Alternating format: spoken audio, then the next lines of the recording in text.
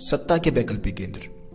दोस्तों, कहानी की जो शुरुआत है वो 1945 से होती है, जब द्वितीय विश्व युद्ध खत्म हुआ था। और द्वितीय विश्व युद्ध खत्म होने के बाद पूरी दुनिया दो खेमों में बढ़ चुकी थी। एक खेमा जो यूएसएसआर के नेतृत्व में था, यानी कि सोवियत संघ के नेतृत्व में, और दूसरा यूएसए के नेतृत्व में, यानी कि संयुक्त राज्य अमेरिका के नेतृत्व में।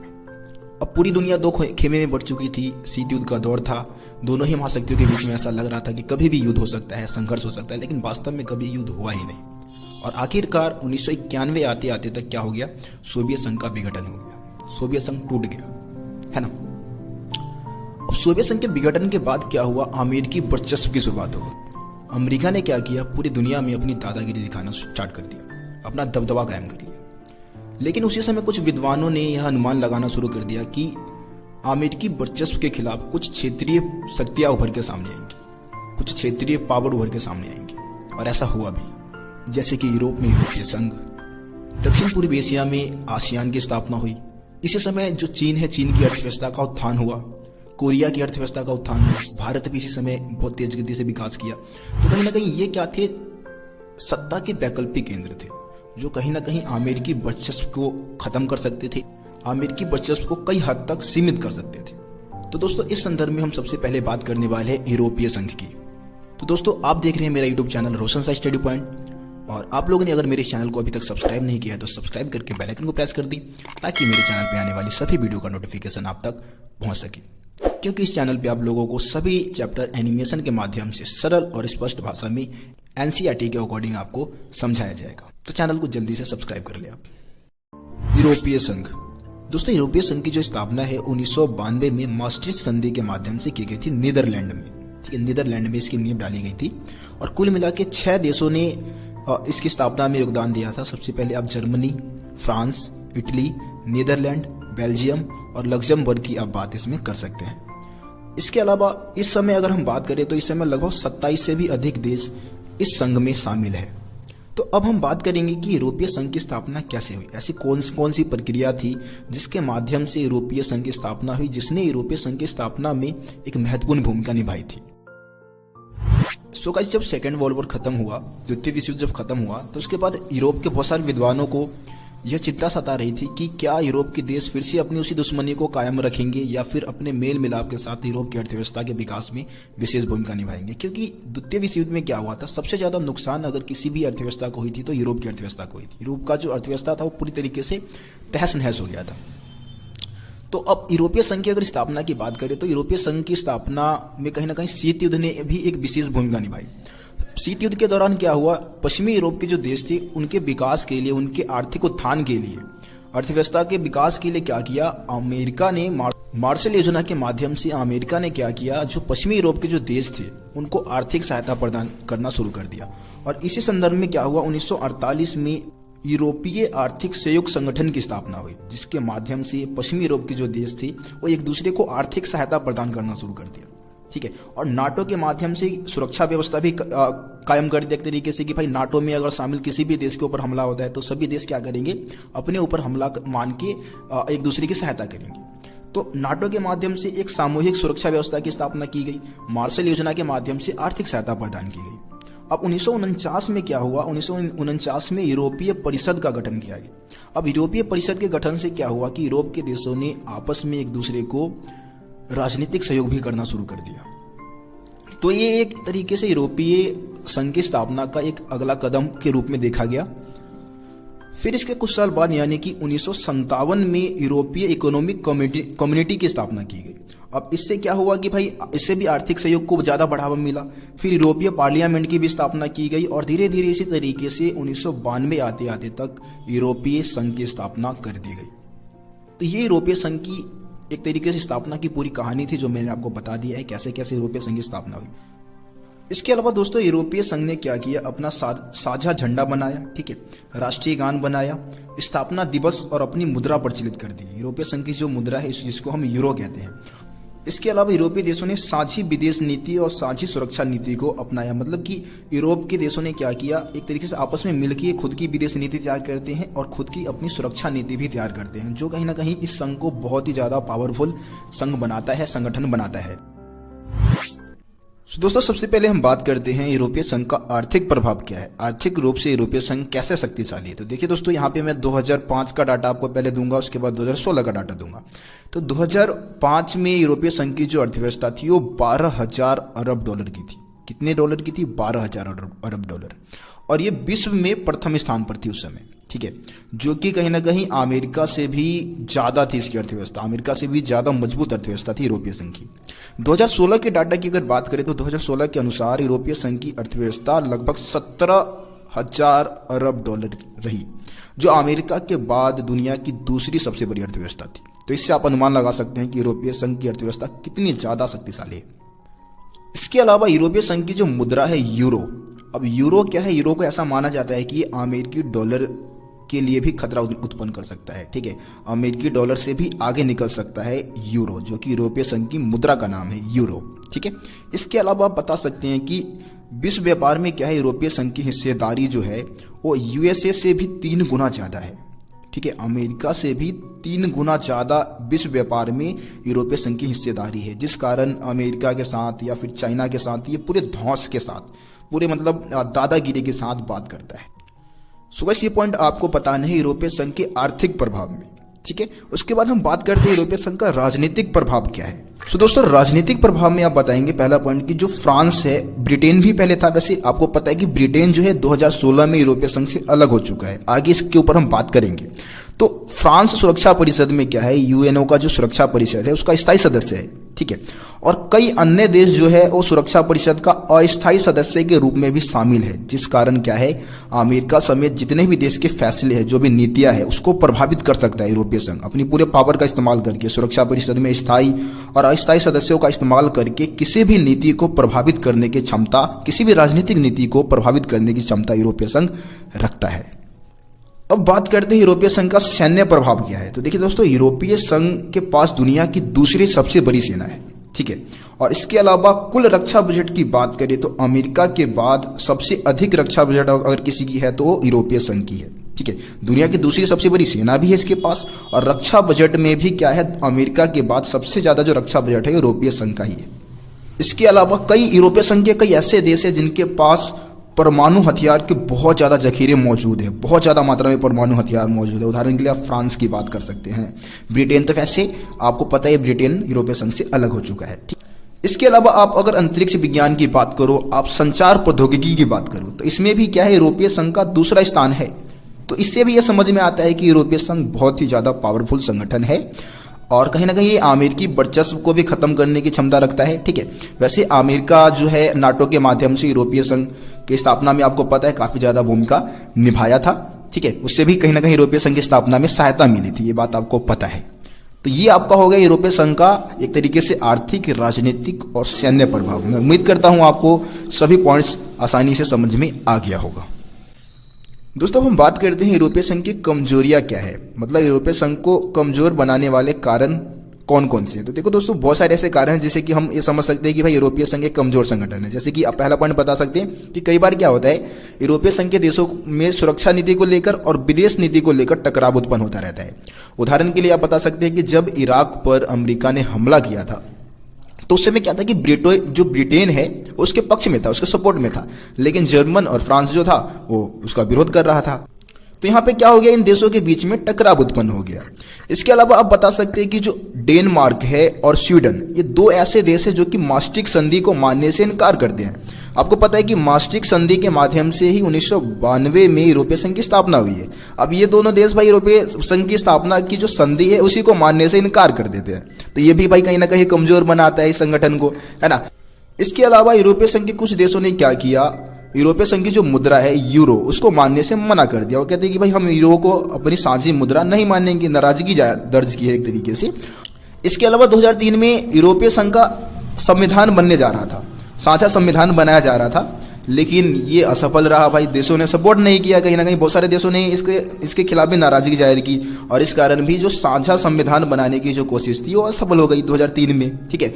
अब एक और सबसे मेन चीज जो भाई यूरोप में जो सबसे ज्यादा पावरफुल जो देश था ब्रिटेन, अब ब्रिटेन क्या हुआ, यूरोपीय संघ से अलग ही हो गया। कब अलग हो गया, 2016 में। और अलग कैसे हुआ, तो जनमत संग्रहण के माध्यम से। जनमत संग्रह हुआ था, मतलब कि लोगों की इच्छा पूछी गई थी, ठीक है। और लोगों की इच्छा पूछने के बाद ब्रिटेन जो था, ब्रिटेन के बहुत सारे लोग चाहते थे कि भाई ब्रिटेन यूरोपीय संघ से क्या हो जाए, अलग हो जाए, है ना। और इस कारण ब्रिटेन जनमत संग्रह के माध्यम से 2016 में यूरोपीय संघ से अलग हो चुका है। तो ये सभी ऐसे कारण हैं, जो कि ऐसे पॉइंट्स आपको मैंने बताए, जो कि यूरोपीय संघ को एक बहुत ही कमजोर संगठन बनाता है। वैसे पावरफुल तो है ही भाई, हमने समझ लिया, अभी पीछे हमने समझा कि भाई यूरोपीय संघ को पावरफुल बनाने वाले कारण कौन कौन से। लेकिन कहीं ना कहीं मैंने बोला ना कि यार जहां पे ताकत होगा वहां पे कुछ ना कुछ कमजोरी जरूर होगी, है ना। ताकत के साथ कमजोरी भी काम करता है, और कमजोरियां यही है यूरोपीय संघ की कि बहुत सारे देश इससे अलग हो रहे हैं, जैसे कि ब्रिटेन का आप उदाहरण दे सकते हैं, ठीक है। लेकिन इन सभी कारणों के बावजूद भी यूरोपीय संघ क्या है, आज एक बहुत ही ज्यादा पावरफुल संगठन है, और अपने मतलब यूरोपीय संघ में जितने भी शामिल देश हैं उनके विकास के लिए काफी अच्छा काम यूरोपीय संघ कर रही है। तो चैप्टर में हम बहुत सारे क्षेत्रीय संगठन की बात करने वाले हैं, जिसमें से यूरोपीय संघ की बात हम कर चुके हैं। दूसरा जो क्षेत्रीय संगठन रहेगा वो है आसियान। अब दोस्तों ये आसियान है क्या, आसियान से हम समझते क्या है। देखिए आसियान एक क्षेत्रीय संगठन है, ठीक है, एक क्षेत्रीय संगठन का नाम है। और आसियान का जो फुल फॉर्म है वो है दक्षिणी पूर्वी एशिया राष्ट्रों का संगठन, यानी कि जो दक्षिणी पूर्वी एशियाई राष्ट्रों का संगठन है उसको हम क्या बोलते हैं, आसियान बोलते हैं, ठीक है। अब ये जो आसियान क्षेत्रीय संगठन है, इसकी स्थापना कब और किन देशों ने की थी, तो देखिए इस संगठन की जो स्थापना है 1967 में की गई थी, और बैंकॉक घोषणा पत्र पे 5 देशों ने हस्ताक्षर किया था, ठीक है। बैंकॉक जो है आपको पता है, बैंकॉक थाईलैंड की राजधानी है, और वहीं पे 5 देशों ने क्या किया था, इस घोषणा पत्र पे हस्ताक्षर करके आसियान की नींव डाली थी, आसियान की स्थापना की थी। सबसे पहले हम उन 5 देशों की बात कर लेते हैं। 5 देशों के नाम आप जरूर याद कर लें। तो इसमें सबसे पहले इंडोनेशिया, दूसरा मलेशिया, तीसरा फिलीपींस, और चौथा सिंगापुर, और 5वां है आपका थाईलैंड, ठीक है। ये 5 देशों ने मिलकर आसियान की नींव डाली थी। अब बाद में क्या हुआ कि इसमें 5 देश और शामिल हो गए, यानी कि आसियान के टोटल कितने सदस्य हो गए, 10। 5 देश और जो बाद में शामिल हुए उनकी हम बात करें तो ब्रुनेई दारुसलाम, ठीक है, वियतनाम, लाओस, म्यांमार और कंबोडिया। ये कुल मिला के 10 देश है जो कि आसियान जो क्षेत्रीय संगठन है उसमें शामिल है। तो दोस्तों आपको सबसे पहले समझना है कि यार ये वैश्विक स्थिति की अगर हम बात करें, विश्व के मानचित्र के अकॉर्डिंग अगर हम बात करें, तो ये दक्षिणी पूर्वी एशिया हम कहाँ दिखाएंगे, इसका लोकेशन क्या है। तो चलिए यार मैप में चलते हैं, सीधा मैप के माध्यम से हम समझते हैं कि यार इसका लोकेशन है कहाँ आखिरकार। सुरेश आप यहाँ पे वर्ल्ड का मैप देख पा रहे हैं। तो वर्ल्ड के मैप में अगर हम बात करें तो एशिया महाद्वीप की अगर हम बात करें तो ये आपको एशिया महाद्वीप दिख रहा होगा, ठीक है ना। ये सारे देश जो है एशिया महाद्वीप में आ जाते हैं, ठीक है। आपको पता है कि रूस का कुछ भाग जो है भाई एशिया में भी है और यूरोप में भी है। तो जैसे हम एशिया महाद्वीप की यहाँ पे हम बात कर रहे हैं, तो आप जैसे यहाँ पे अगर हम इस मैप को थोड़ा जूम करके समझने की कोशिश करते हैं, ज़्यादा अच्छा रहेगा। देखिए ये एशिया महाद्वीप है, ठीक है।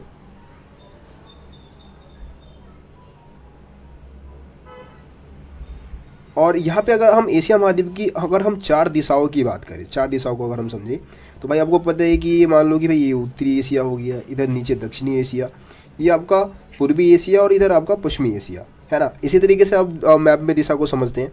तो नीचे अगर आप देखें, जैसे भारत जैसे देशों की हम बात करें, पाकिस्तान जैसे देशों की बात करें, हम नेपाल जैसे देशों की बात करते हैं, श्रीलंका जैसे देशों की बात करें, बांग्लादेश की बात कर ले हम, तो ये सब दक्षिण एशिया में आ जाते हैं, है ना। लेकिन आप अगर इधर नीचे की तरफ ये देश देखें, ये सारे देश आपको दिख पा रहे होंगे, तो भाई ये ऐसे देश है जो कि दक्षिण एशिया में तो है, लेकिन पूर्वी एशिया में भी है ना, थोड़ा सा पूर्व साइड में भी है और दक्षिण में भी है। इसीलिए इन सभी देशों को हम क्या बोलते हैं, दक्षिणी पूर्वी एशिया के देश बोलते हैं, ठीक है ना। जिसमें आप देख पाएंगे कि यहाँ पे आपको दिख पा रहा होगा, दूसरे मैप में आपको मैं ज़्यादा अच्छे से दिखाने की कोशिश करूँगा, जो आपके एनसीईआरटी बुक में जो मैप दे रखा है उसके अकॉर्डिंग। तो इस मैप में आपको ज़्यादा अच्छे से सभी देश दिख पा रहे होंगे। जैसे कि यहाँ पे आप अगर दक्षिणी पूर्वी एशिया के देशों की अगर बात करें तो इसमें आपका म्यांमार हो गया आपका, है ना, लाओस आपको दिख पा रहा होगा, थाईलैंड है आपका, कंबोडिया है, वियतनाम है ना, ब्रुनेई दारुसलाम है आपका, मलेशिया है, सिंगापुर है, इंडोनेशिया है। तो ये सारे फिलीपींस आपको यहाँ पे दिख पा रहा होगा। तो ये सभी देश किस में आ जाते हैं, दक्षिण पूर्वी एशिया में आ जाते हैं, है ना। अगर इसमें आपको आप देखिए ऊपर आपको चीन दिख रहा होगा, तो चीन तो वैसे ऊपर है, ठीक है, इसको हम दक्षिण पूर्वी एशिया में शामिल नहीं करते हैं। तो ये सभी देश आपको दक्षिणी पूर्वी एशिया में बताने हैं। सो दोस्तों ये आप यहाँ पे आसियान का प्रतीक चिन्ह यानी कि आसियान का झंडा देख पा रहे होंगे। यहाँ पे आप बीच में अगर देखिए तो भाई बीच में क्या है, धान की ना 10 बालियाँ दिखाई गई है, ठीक है। कितनी बालियाँ दिखाई गई है, 10। और आपको पता है कि भाई आसियान के टोटल कितने सदस्य देश है, 10 सदस्य देश है। तो 10 देशों के बीच में जो एकता है और जो मित्रता है उसका प्रतीक ये 10 धान के 10 बालियों को माना जाता है।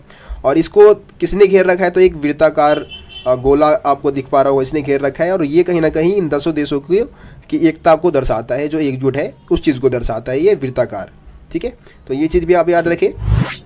दोस्तों हम बात करते हैं कि आसियान की स्थापना करने का उद्देश्य क्या था, यानी कि आसियान की स्थापना क्यों की गई थी। तो देखिए, अगर हम आसियान की स्थापना के उद्देश्य की बात करें तो थोड़ा सा हम ना 1945 के आसपास की घटनाओं की बात कर ले। तो देखिए 1945 से अगर पहले की हम बात करें, आपको पता है कि दूसरा विश्व युद्ध जो खत्म हुआ था 1945 में हुआ था।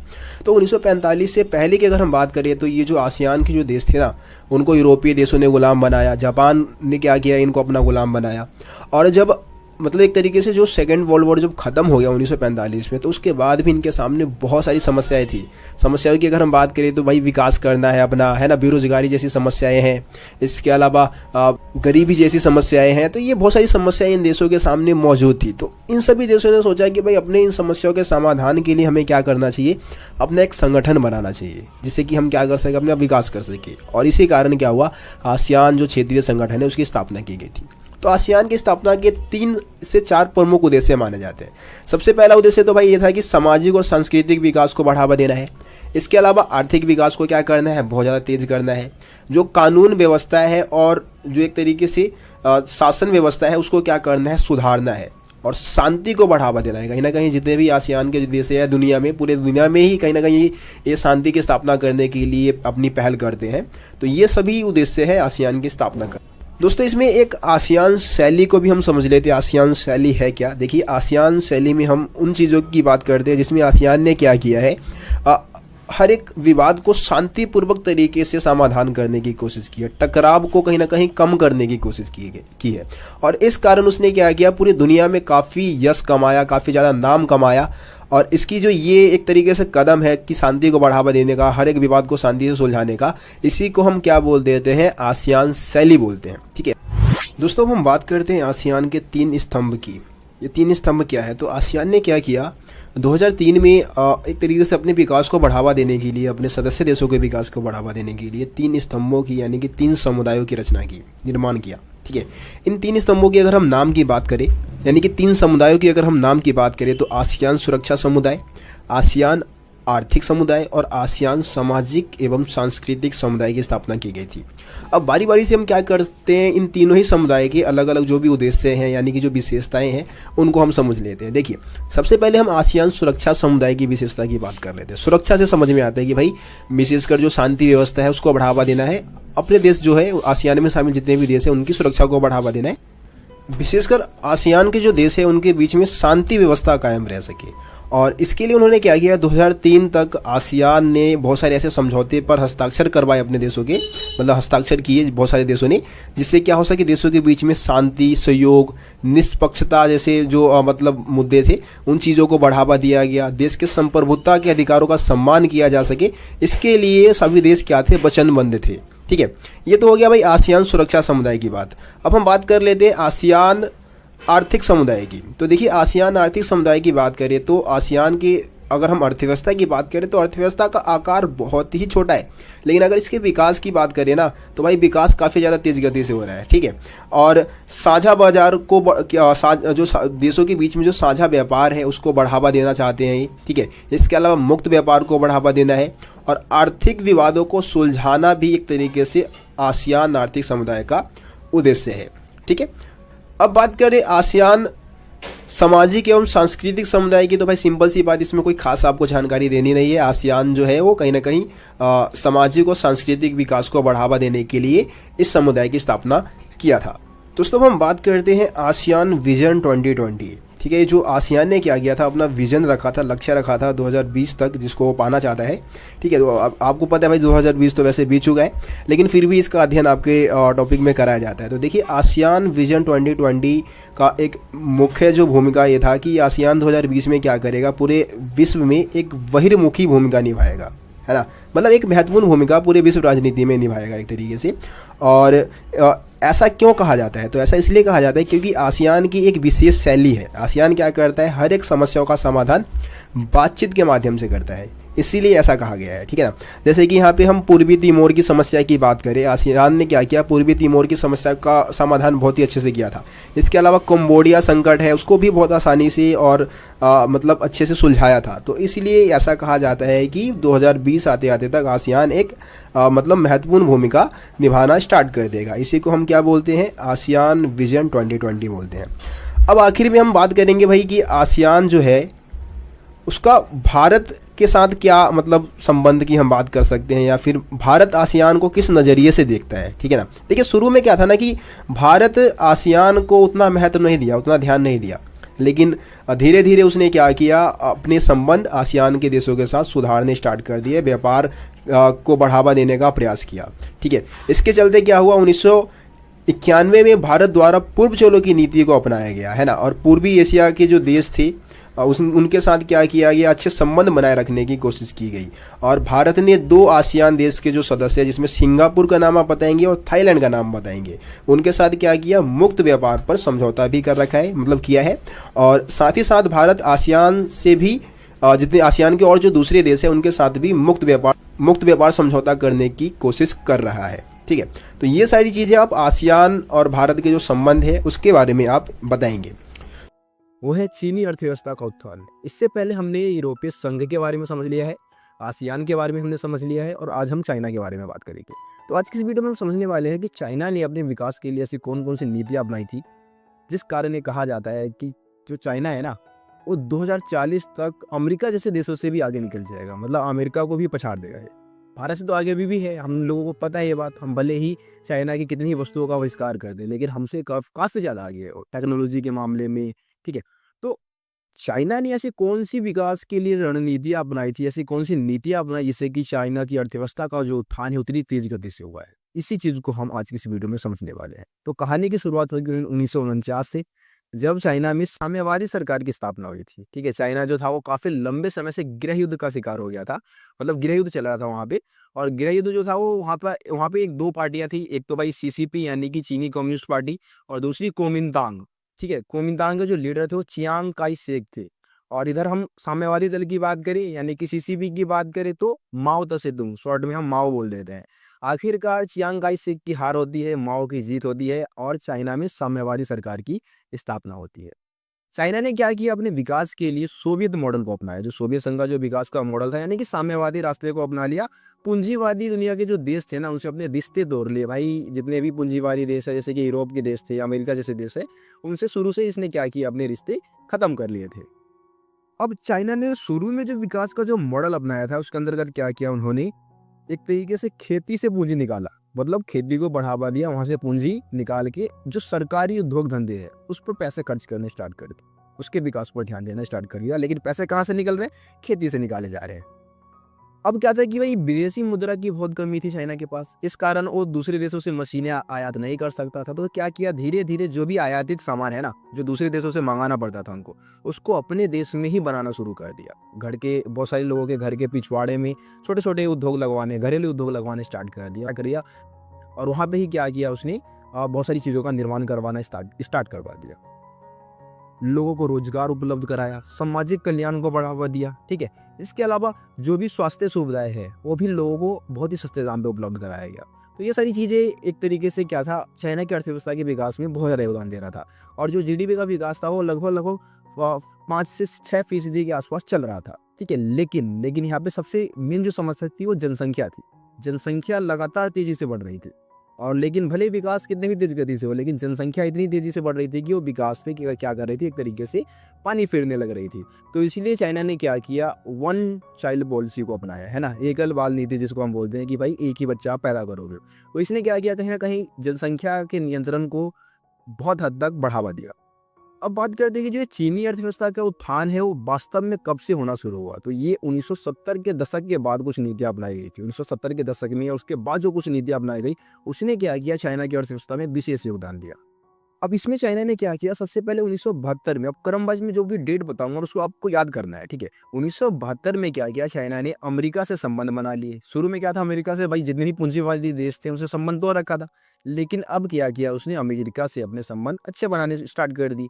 इसके अलावा 1973 में क्या हुआ, वहाँ के जो प्रधानमंत्री थे चाइना के, जिनका नाम था चाओ एल नाइन, उन्होंने क्या किया, आधुनिकीकरण के 4 प्रस्ताव रखे, जिसमें कृषि, उद्योग, सेना और विज्ञान तथा प्रौद्योगिकी को क्या करना था, बहुत ज़्यादा आधुनिक बनाना था, मतलब मॉडर्न बनाना था। ठीक है, ये 4 प्रस्ताव रखे गए थे 1973 में।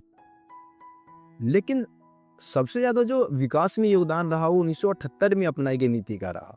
आर्थिक सुधार हुआ वहाँ पे। आर्थिक सुधार में क्या हुआ, खुले द्वार की नीति अपनाई गई, ओपन डोर पॉलिसी को अपनाया गया, जिसके अंतर्गत दूसरे देशों के लिए अपनी अर्थव्यवस्था को चाइना ने क्या करना स्टार्ट कर दिया, चरणबद्ध तरीके से खोलना शुरू कर दिया। मतलब दूसरे देश की जो कंपनियां थी वो वहाँ पे आके उद्योग धंधे लगा सकती थी, यहाँ पे व्यापार कर सकती थी। ठीक है, इसको हम बोलते हैं खुले द्वार की नीति। इसके अलावा 1982 में क्या किया, चाइना ने खेती का निजीकरण कर दिया।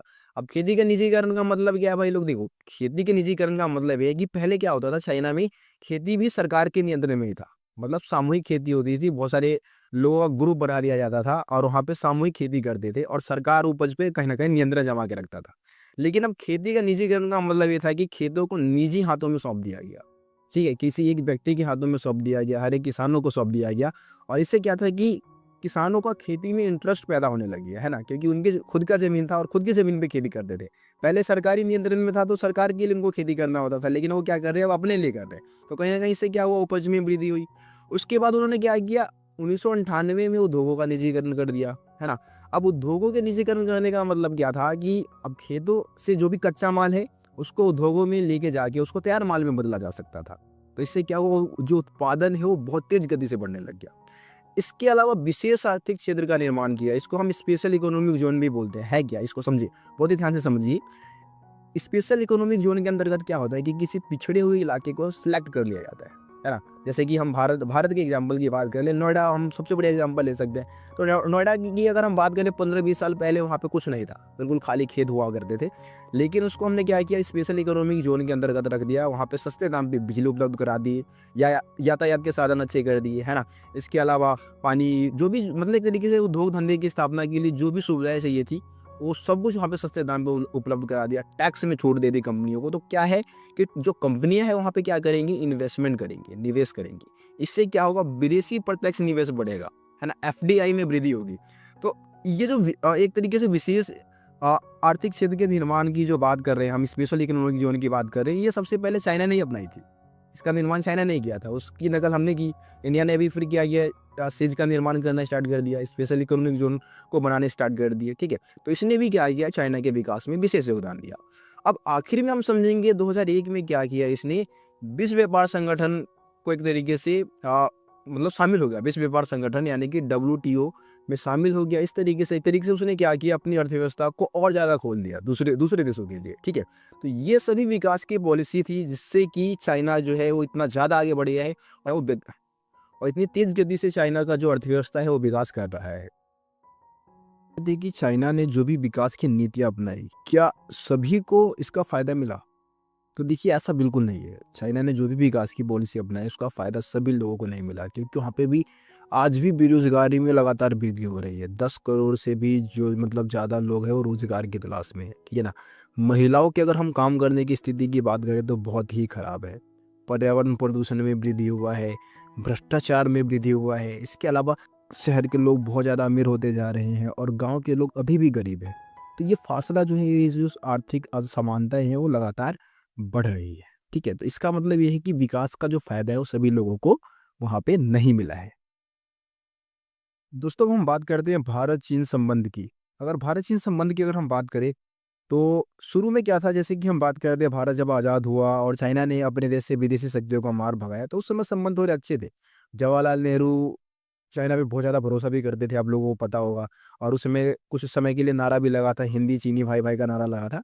लेकिन 1950 के अगर हम आसपास की बात करें तो संबंध खराब होने स्टार्ट हो गए थे। सबसे मेन मुद्दा था तिब्बत का मुद्दा, क्योंकि जो चाइना था उसने तिब्बत को हड़प लिया था और वहाँ के एक धार्मिक नेता थे जिनका नाम था दलाई लामा। तो दलाई लामा वो भारत आ जाते हैं भाग के, है ना।